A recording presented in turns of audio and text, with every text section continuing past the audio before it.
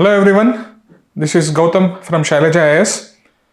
The issue that we will be discussing is your World Economic Forum's Davos Summit that was recently held in the month of January 2026. Davos is a town in your Switzerland, famously known for its beautiful mountain ranges and also known for its skiing resort. Right? World Economic Forum is an international organization, non-profit organization, which was founded by a German economist in the year 1971. The primary intention of this non-governmental organization is to promote public and private partnership. Okay, so the idea that the German economist named Klaus Schwab had when he was founding this organization was to promote stakeholder capitalism, whereby in the capitalism there are various stakeholders like your civil society, employees, government authorities, the managers. All of them needs to be aligned in such a manner that everyone benefits in an equitable manner, right? So it's a non-profit organization that brings together people from different sectors of life, politicians, economists, journalists, key personalities, philosophers, or your tech companies, primarily from your corporate world, your banks, or your central bank governors, or your technological digital company CEOs. All of them are brought together so that they some sort of have these conversations about politics, about technological changes that is happening in the world, about sustainability. So primarily about economic development, about technological changes, and also about sustainability. Okay, so people from politics, people from corporates or the private sector, people from civil society, that includes your journalists, are going to assemble in this annual gathering and trying to discuss on certain issues so as to come out with some sort of a roadmap, right? So 2026 summit was held recently, or the gathering was held recently, and in this video we'll try and understand what are the key takeaways from this 2026 summit. So before we jump into the key takeaways, we'll first try and understand what is the significance of this World Economic Forum itself, and what are some of the concerns or criticisms against this forum, and then we'll move on to the key features of your 2026 gathering, right? First and foremost thing, as I already told you, it's a non-governmental organization which is based out in your Switzerland, founded in 1971 by a German economist. Idea is to promote public and private partnership so as to arrive at some sort of a consensus in which the world is moving towards, right? The significance of it is it provides a platform for global diplomacy. Okay, in United Nations only politicians are represented, or people who are from the government are represented. A journalist, a corporate representative doesn't get a platform to voice out their opinion on international organizations like United Nations. But in this, it provides a platform where other people, like people from business, people from academia, people from journalists, are able to take part in a conversation, and they are able to freely express their opinions. As a result, it provides an excellent opportunity for them to network. For example, generally your chief ministers of states in India, they go and attend this Davos Summit. It becomes a great opportunity for them to network with leading tech companies like your OpenAI, or your Tesla, or Nvidia, or other big such tech companies, and they try to sell their state in order to attract investments. So it is a good opportunity for people to network across industry, across governments, across international borders, right? And whatever is generally the outcome of this particular gathering, your World Economic Forum releases some of the annual reports. The first report is your global risk report, which clearly says what are the short-term risks, medium-term risks, and long-term risks. It also releases a global gender gap index, which tells you how nations are performing with regard to your gender empowerment or women empowerment, and what measures need to be taken. It also releases something called as Future for Jobs report, which tells you what are the new arenas which the nation needs to work so as to be ahead in the technological race. So through all these reports, through all these discussions and conversations, somehow the platform is trying to set the agenda or the narrative on which the entire globe needs to move towards, right? For example, the last few years or the last few decades, there has been increasing focus or significance on sustainability, on not just working on economic growth, but also working on growth with sustainability, whereby your growth or income is increased and not at the cost of your environmental destructions, or at least at the minimal cost of environmental destruction. So it somehow set the agenda for your sustainability. And nowadays, in the recent years, especially for the last 2-3 years, it is trying to set the agenda with regard to the technological development, especially in the field of your artificial intelligence. So whatever is the discussions happening, they try to steer the entire corporate sector or the, you can say, governments in a particular direction, right? Third thing, it also helps in capital mobilization, as I already told you, because of the networking part of it. Your states or your other companies will get an opportunity to mobilize capital and to somehow attract new consumers, right? And finally, it's a platform for your soft power projection. India is always represented through its ministers, through its RBI governors, through its industrial personalities, or through its chief ministers. They all participate in various summits, they all participate in various meetings. And through that, somehow the world comes to know what are the new opportunities that are available in India. India is a democratic state. India is a country with a huge population. India is a country with the market, you can say, reforms that is happening at a quick pace. So it becomes a platform for your soft power projection and trying to say that we have arrived and you can come and invest in our country, right? Now, there are also certain criticisms with regard to this platform. Okay, so even though it is having providing a stage for global diplomacy and trying to set the agenda for the world and trying to somehow, you can say, bring together public and private players on one page, there are also certain criticisms associated with it. First and foremost thing is that this platform is not having a great accountability to the people. Okay, so there is deficit of democracy with regard to this platform. So, for example, today it releases certain reports. Are the governments acting on those reports? Are they accountable for the progress that they have made? Such type of accountability mechanisms is not there, is one of the biggest criticism. As a result, it turns out to be another talk shop where you just come and discuss and leave, and doesn't have any enforcement powers. So these two are one of the biggest criticisms of this World Economic Forum and its annual gathering at your Davos. Second important criticism is that it is a platform whereby people are promoting neoliberalism. Now, what do you mean by neoliberalism? It's an updated form of your capitalism where there is going to be minimum regulations by the state. Some of the agenda is steered or set by those you can say powerful lobbies which directly or in a subtle manner call for minimal regulations by the state or minimal regulations by the government. So they are indirectly trying to promote your capitalism. So critics argue that it's another platform where they are trying to promote capitalism, right? And another big criticism is that it is very elitist in nature. We don't see any you can say workers union, farmers union, women's union who are working at a grassroots level, giving an opportunity to voice out their opinions.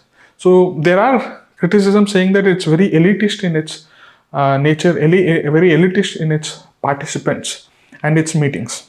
Okay, so these are some of the criticisms. Nevertheless, we need to know. See, direct question in the mains may not be asked on the significance and the criticisms of your World Economic Forum. But the knowledge of this is going to help you with regard to getting some feeder points in your essay answer rating, right?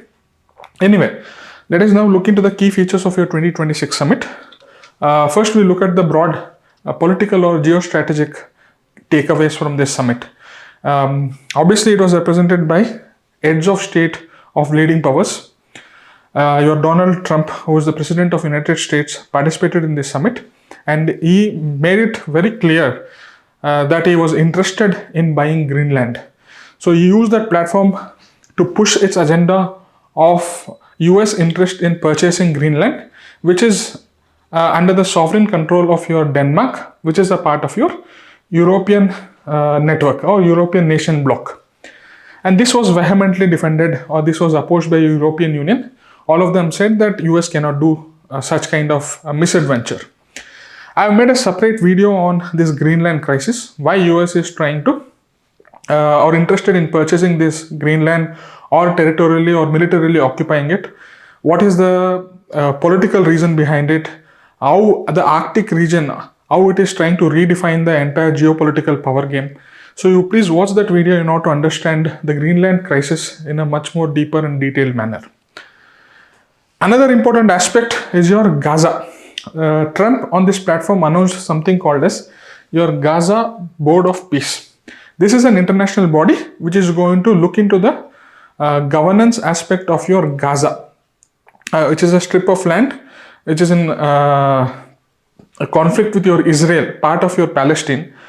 And the model was such that one needs to pay $1 billion in order to get a permanent seat in this particular board. And an invite was sent to India, and India rejected the invite. Again, I've made you a separate video on this Gaza Board of Peace and the $1 billion ticket that is associated with this particular board. What are the arguments if India joining that particular board? What are the arguments with regard to India opposing that board? I've given both the sides of the argument.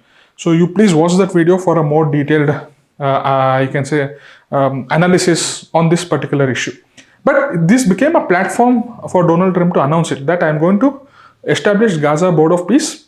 It's going to be a 3-tier structure, and one needs to pay $1 billion in order to get a permanent seat over there. And it sent invite to certain countries, and one of the invite was your India. And India, after a couple of days, it rejected that particular invite, right? Second announcement was that US pushed its agenda of either outrightly purchasing Greenland from Denmark or militarily occupying it for its own geostrategic and geopolitical reasons. Okay, so separate videos, you can go you can go through that videos in order to fully understand it. Simultaneously, this platform also provided scope or provided an opportunity for German Chancellor Merz in order to outrightly say certain things. He clearly stated that US is destabilizing the existing global order, and he clearly stated that we are entering into an era of great power politics. So, and he also went one step ahead and stated that Europe must defend itself. So it is directly sending a message to US. Earlier, Europe was more or less dependent on US for its security. Now they are clearly saying that since US is focusing more on itself and it's taking unilateral measures, since it is trying to forcefully occupy Greenland or trying to outrightly purchase it, it is now better that Europe tries to decouple or tries to come out of the ambit of your US. That is the signal that was sent out by your German Chancellor. And Germany is the powerful or the most economically powerhouse in your European Union bloc. And whatever it says generally is going to set the agenda or the direction in which the European Union is going to move in the future. Okay, so it is now trying to defend itself. It is moving towards strategic autonomy. And as a result, your NATO, North Atlantic Treaty Organization, formed in the Cold War era, which brought your transatlantic countries together, that is US and European Union together, on the principle of collective security. That is, attack against one is attack against everyone. That is the principle of collective security on which the NATO is functioning. Suppose Russia attacks France or Russia attacks you can say Spain, all the member countries of NATO are going to collectively retaliate against Russia. So it is going to create some sort of a deterrence. So that organization which was formed during Cold War era is now getting weakened because Europe wants to defend itself. Europe doesn't want to tie itself to United States, right? So this is one of the key outcomes. the Merz Doctrine, whereby clearly saying that we are entering into the era of great power politics. And it is clearly told that the number one short-term risk the world is facing is with regard to your use of economics as your weapon. Okay, it is not your climate change as an immediate risk for the world. It's your geoeconomics. Okay, geoeconomic confrontation is the number one short-term risk. What do you mean by economics being used as a weapon? Whereby you try to impose sanctions, doesn't allow countries to engage in a trade with US, which is the economic powerhouse of the world, impose trade barriers so that the goods does not enter into the US market, doesn't allow other countries to trade in the rupee or the local currencies. So they're saying that this geoeconomic confrontation is the number one short-term risk, and we need to somehow deal with this as quickly as possible. Next is your AI reality. Your OpenAI, that is your ChatGPT CEO Sam Altman, participated in this summit, and during this conversation he has clearly said that AI is going to be inevitable, but the energy that is running those data centers needs to be clean so as to take this in a more sustainable manner. So he has come out with a statement that energy is going to be the new data. Earlier, data was the new oil. Now, energy is the new data. So they are saying that energy needs to be from clean resources like your wind power, solar power, hydropower. And that country which is having renewable energy surplus, which is going to run all these data centers, will be at the forefront of your AI revolution. That is what your Sam Altman has told. Okay. So AI progress is directly linked to the green energy security or green energy surplus. Next important aspect is the trade realignment that is happening around the world. Because of geo-economic confrontation that US is trying to use economy as its weapon, other countries are also trying to realign or reshape the existing trade scenarios. And Europe is clearly moving towards India. Europe was earlier dependent or clearly integrated with your US economy. Now it is trying to diversify its economy or the trade aspect of it, and is trying to look for new countries to develop deeper economic partnerships. And European Union and India Free Trade Agreement was in the final stages of negotiations during this summit, and the leaders clearly said that it is in final stages. Very soon we are going to be announcing it. And coincidentally, on the Republic Day, the guest of honor was your representative of European Union. And immediately after Republic Day, after 2-3 days, this deal was finalized and announced, and it is considered as the mother of your all trade deals. Again, I made a separate video on this European Union and India Free Trade Agreement. What are the key features of this trade deal, how it is benefiting India, how it is benefiting European Union, what are the concerns or the challenges that still continue to exist in this trade deal. We'll be talking about this particular trade deal in detail. We'll not be digressing too much. We'll stick to this particular issue of the key outcomes or the key highlights of your Davos Summit of 2026. Okay. And China plus one strategy is now maturing. What do you mean by China plus one? See, China is considered as the world factory. And during 2020 pandemic, when entire, you can say, world was frozen or the trade came to a standstill, they realized that we are excessively dependent on China for our supply of all the goods. And people started thinking that in the event of future pandemics, again our economy is going to be impacted.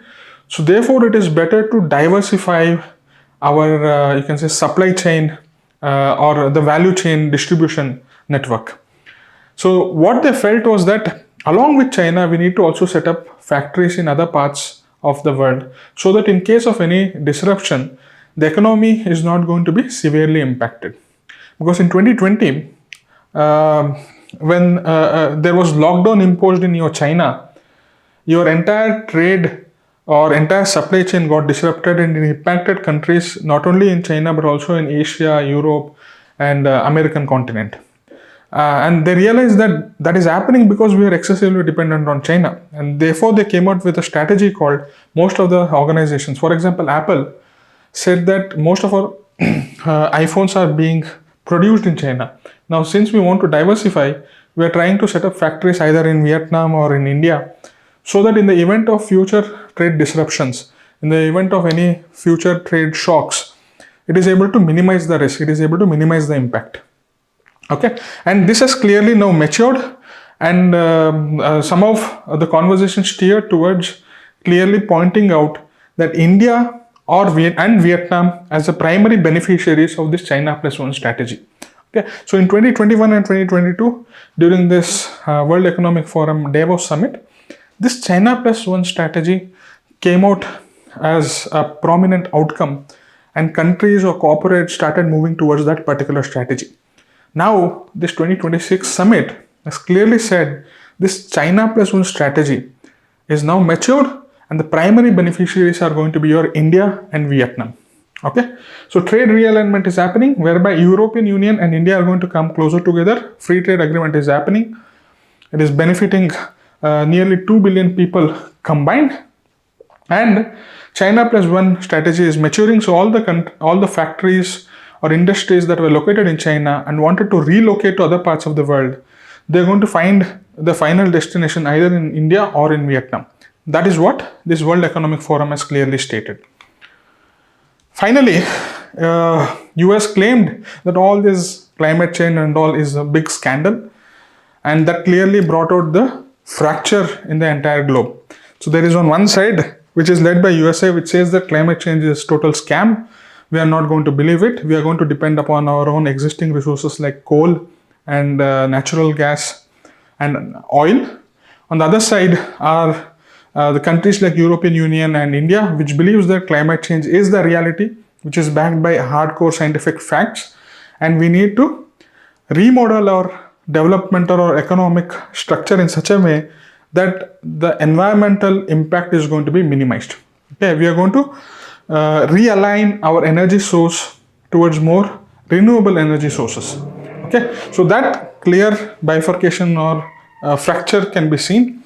So earlier it was a global consensus where every countries were aligned saying that climate change is the reality and they wanted to move in one direction, but because of this US, now it is divided into different clubs of the willing countries who want to transition towards sustainable development or green energy future. Okay, so that is all about this particular issue. I hope you got a fair bit of an idea. All these individual key takeaways can become a topic in itself, where you have to deal in a more detailed manner, where a particular question can also be asked, and all this can also be feeding into your essay answer writing, right? So now let us look into the question. Critics argue that the forums like World Economic Forum represents a privatization of governance that bypasses your democratic accountability.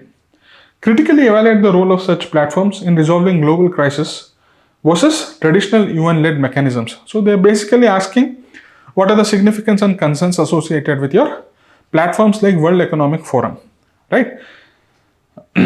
So if you're able to attempt it, please send it to my email ID and mobile number. Okay. This is my email ID and this is my mobile number. So all the very best and thank you.